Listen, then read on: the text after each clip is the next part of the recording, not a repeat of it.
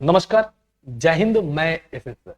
चलिए भाइयों, आज हम लोग जानेंगे कि बिहार में जो विधानसभा का चुनाव हुआ उसमें आरजेडी आखिर चुनाव क्यों हारी। आरजेडी भले ही अपने लोगों को लगाकर जमीनी हकीकत पता करने में लगा होगा, लेकिन इन लोगों को जनता की क्या राय है, क्या उनकी मानसिकता है, आरजेडी को ये बात पता ही नहीं चला। चलिए हम आपको सिलसिलेवार तरीके से बताएंगे कि आरजेडी आखिरकार क्यों हारी। आरजेडी को हराने में न जी सबसे बड़ा योगदान अगर किसी को है, ये देखिए गोली बंदूक वाले सिंगर का। ये गोली बंदूक वाले गाने गाकर भले ही अपने तो फेमस हो जा रहे हैं, पैसा कमा रहे हैं, व्यू कमा रहे हैं, नाम कमा रहे हैं, सब कुछ कमा रहे हैं, लेकिन आरजेडी को हराने में इनका सबसे बड़ा योगदान, क्योंकि विपक्षी पार्टियां जो जंगल राज वाले शब्द थी उसको लोगों को याद दिला रही थी और ये लोग उसको जीवंत कर रहे थे। तो जब तक आरजेडी ऐसे सिंगरों पे प्रतिबंध नहीं लगाती है या इनका खुलकर जब तक विरोध नहीं करती है, तब तक ये लोग आरजेडी को कभी भी जीतने नहीं देंगे। ऊपर से तो आरजेडी इनके साथ फोटो भी खिंचा रही है, ये आरजेडी को सबसे अधिक बदनाम किया है। इसके बाद चलते हैं दूसरे नंबर पे। दूसरे नंबर पे आरजेडी को हराने में खेसारी लाल यादव का बहुत बड़ा योगदान रहा। ये अपने आप को ज्ञानी समझते थे। देखिए, इनके पीछे लाखों करोड़ों लोगों की भीड़ होती थी, लाखों लोग इनको प्यार करते थे, लेकिन खेसारी लाल यादव अपने को अधिक ज्ञानी दिखाने के चक्कर में इन सभी लोगों का, इस जनता का, ये जो जनता इनको जो प्यार करती थी, उस प्यार को ये नफरत में बदल दिए थे। इस बार अगर खेसरिया सरकार नहीं बदला तो मेरा नाम बदल देना। और मैं सच कह रहा हूं कि ये लोग सिर्फ सनातन पे बात करेंगे।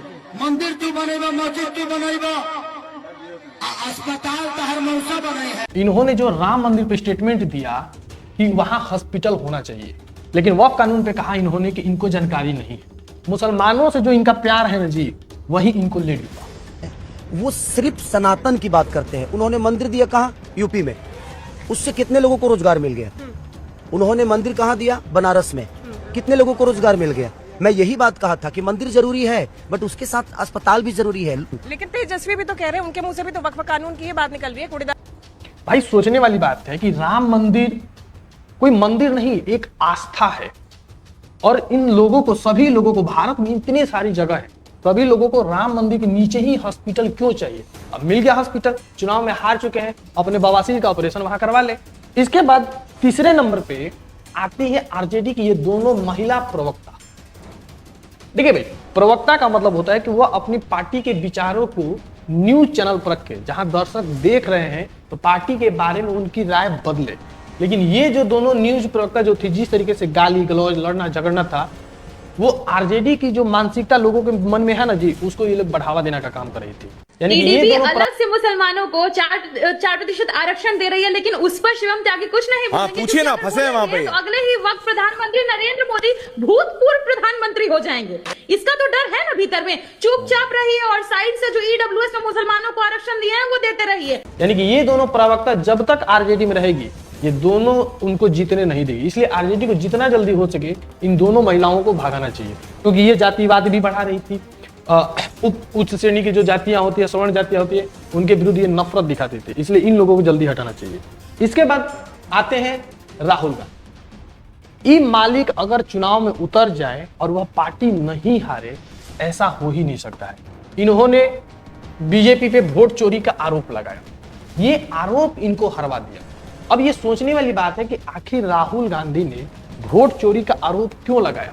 तो देखिए, राहुल गांधी लगातार चुनाव हार रहे हैं और ये अपने लोगों को अपने तक बनाए रखने के लिए वोट चोरी का आरोप लगा रहे हैं, ताकि इनके लोग ये ना कह पाए कि हम राहुल गांधी की वजह से हार जा रहे हैं। तो ये अपना कैरियर सेट करने के लिए बीजेपी पर आरोप लगा रहे हैं, जबकि हकीकत है कि इनका जमीन पर अब कुछ बचा नहीं है। अगर आरजेडी अकेले चुनाव लड़ती न जी, जो अभी जो परफॉर्मेंस है उससे अधिक सीट उसको आता है, या सबसे बड़ी पार्टी बिहार की होती। लेकिन आरजेडी को हराने में राहुल गांधी का और ये वोट चोरी के जो बिना मान मतलब का जो मैटर था, इसको बढ़ाना। याद रखिए, नरेंद्र मोदी 25 सीट की मार्जिन से प्रधानमंत्री हैं। एक सीट हमने दिखा दी कि चोरी हुई है। 25 सीट वो 35,000 या कम वोटों से जीते हैं। अगर हमें इलेक्ट्रॉनिक डेटा मिल जाए, हम साबित कर देंगे कि हिंदुस्तान का प्रधानमंत्री चोरी करके प्रधानमंत्री बना है। राहुल गांधी को हराता है, आरजेडी को हराता है। इसके बाद बारी आती है आरजेडी को हराने में तेजस्वी यादव का भी कम योगदान नहीं है। तेजस्वी यादव को बीजेपी ने, विपक्षी पार्टियां ने इनको इन टोपी वाले लोगों की पार्टी बना चुकी है। यानी कि तेजस्वी लोगों में ये मतलब भरोसा डाला जा चुका है कि तेजस्वी यादव की जो पार्टी है वो सिर्फ एम यानी कि मुसलमानों और वाई यानी कि यादवों की पार्टी है। इन दो जातियों के आधार पे आरजेडी कभी भी नहीं जीत सकती है।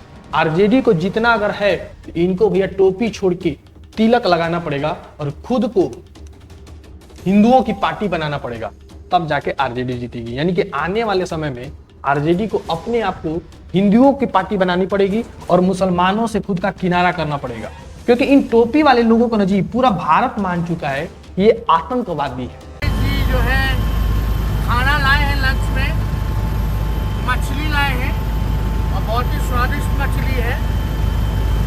एक कांटे का मछली है, साथ में रोटी है, नमक है।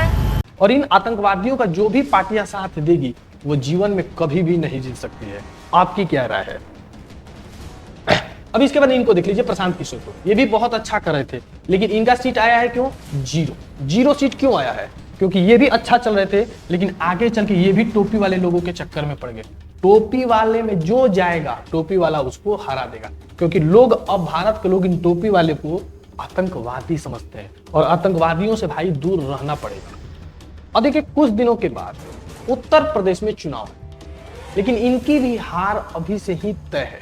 इसका कारण है कि अखिलेश यादव भी अपने आप को मुसलमानों की पार्टी बना चुके हैं।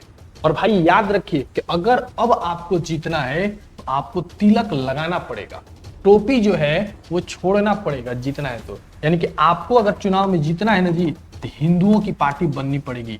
तो आपको अब अपना राय, चुनाव लड़ने का जो तरीका है वो बदलना पड़ेगा। बीजेपी आखिर चुनाव क्यों जीत जाती है? क्योंकि बीजेपी जो है ना जी उसको वो लोगों के नसों के बारे में पकड़ चुकी है कि आखिर जनता क्या चाहती है। बीजेपी किसी एक जाति की पार्टी बनना नहीं, पूरे हिंदुओं की पार्टी बनना चाहती है। देखिए भारत में जो हिंदुओं की जनसंख्या है वो 86% है और बीजेपी इन 86% लोगों की पार्टी बनना चाहती है। जबकि विपक्षी पार्टी जो मूर्ख है वो मुसलमानों की पार्टी बनने पर पड़ी हुई है, जबकि मुसलमानों की जनसंख्या कितनी है?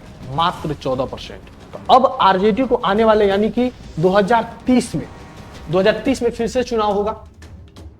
2030 में फिर से चुनाव होगा। अगर 2030 में आरजेडी जीतना चाहती है ना जी तो आरजेडी अपने आप को किसका? हिंदुओं की पार्टी बनाए तो आरजेडी जीत पाएगी। धन्यवाद। आपको अगर मेरा वीडियो अच्छा लगा होगा जरूर शेयर कीजिएगा। मात्र 14%। तो अब आरजेडी को आने वाले यानी कि 2030 में फिर से चुनाव होगा। 2030 में फिर से चुनाव होगा। अगर 2030 में आरजेडी जीतना चाहती है ना जी तो आरजेडी अपने आप को किसका? हिंदुओं की पार्टी बनाए तो आरजेडी जीत पाएगी। धन्यवाद। आपको अगर मेरा वीडियो अच्छा लगा होगा जरूर शेयर कीजिएगा।